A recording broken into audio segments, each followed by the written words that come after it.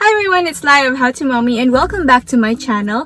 In this video, ituturo ko sa inyo paano gumawa ng thumbnail. Let me start by saying na hindi ako ganun ka-expert sa paggawa ng thumbnail. Makikita nyo naman sa mga thumbnail ko, ayan, ganyan sila. Pero nagagawa ko namang ilagay kung ano yung mga basic na kailangan makita sa isang thumbnail. Although hindi lahat ay maganda, nakakagawa naman ako and ang gamit ko ay cellphone lang using free apps, so less hassle and wala pa tayong dapat bayaran. To know how you can also do that, please keep on watching. First of all, I plan my thumbnail. Hindi naman kailangang sobrang plano talaga, pero we should at least think of ano dapat yung thumbnail natin before or during filming. Kasi for example, if plano nyong mag-film or gumawa ng video tungkol sa hair makeover, so mas maganda ko yung thumbnail nyo is nagpapakita ng before hair makeover tsaka after hair makeover. Kung hindi nyo paplanuhin yung thumbnail nyo, then baka wala kayong before picture or pangit yung before picture nyo kasi maghahanap lang kayo sa video.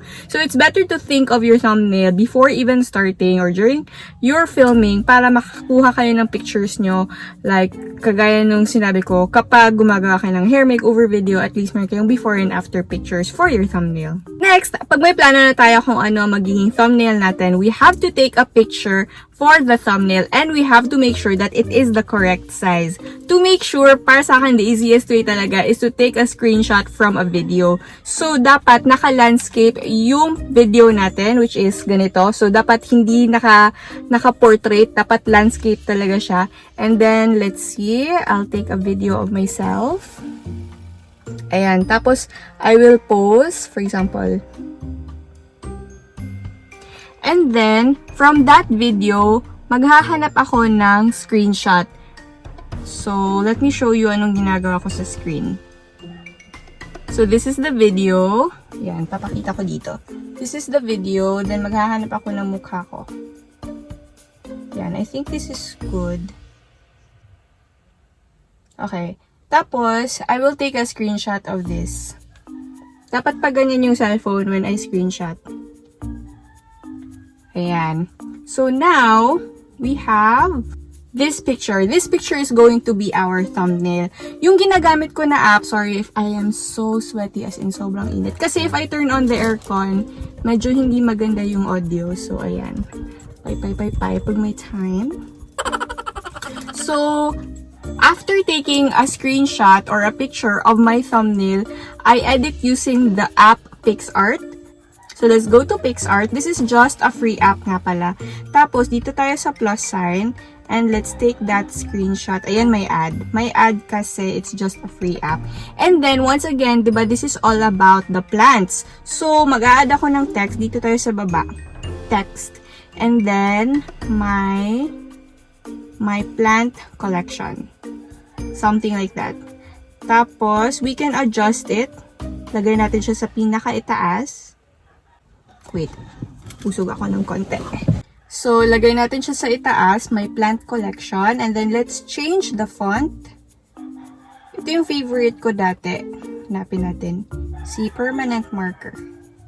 And then, pwede natin i-change yung color to black. Tapos, ayan. Actually, yan na yung gusto ko. Pero, as you can see, hindi siya nakikita. So, let's go to brushes. This is what I always do. And then, dito tayo sa itong brush na nandito sa middle. And then, I just adjust the size, ganyan. Tapos, okay na yan, color white. So, I put a... Mas malaki pa, ayan. I put a brush, ganito. Ulitin ko. Ayan, my plant collection. And then, so hindi na siya nakikita. Parang ginagawa ko lang siya para malaman ko kung saan ko dapat ilagay yung brush.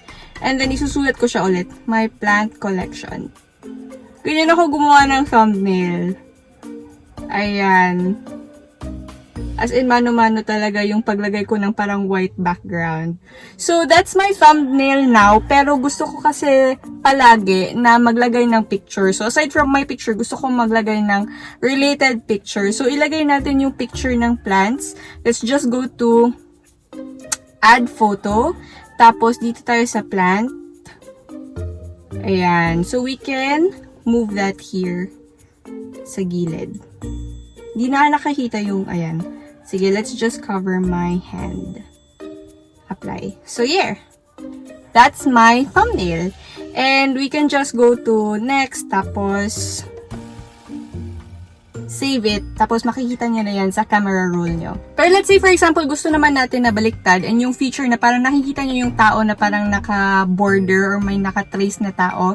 So you can also do that. Again, punta tayo sa Picsart and then gamitin naman natin this time yung plant. So yung pagkakuha ko kasi ng picture na to is the same. Ganun pa din, naka-landscape na video. So it's definitely the correct size for a YouTube thumbnail. Yung ginagawa ko is, I just add a photo. So dito tayo. And then I go to my picture. Tapos, when I add that, I use the tool cutout.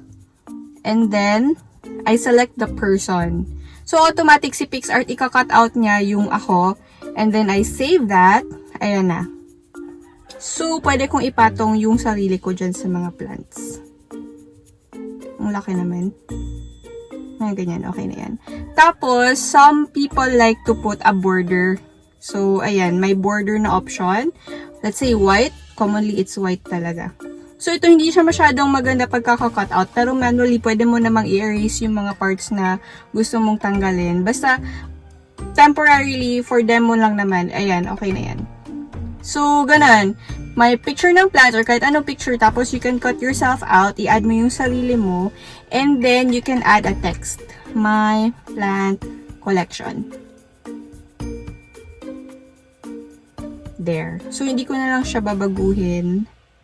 Kasi, nakita niyo naman kanina paano ako mag-adjust ng text.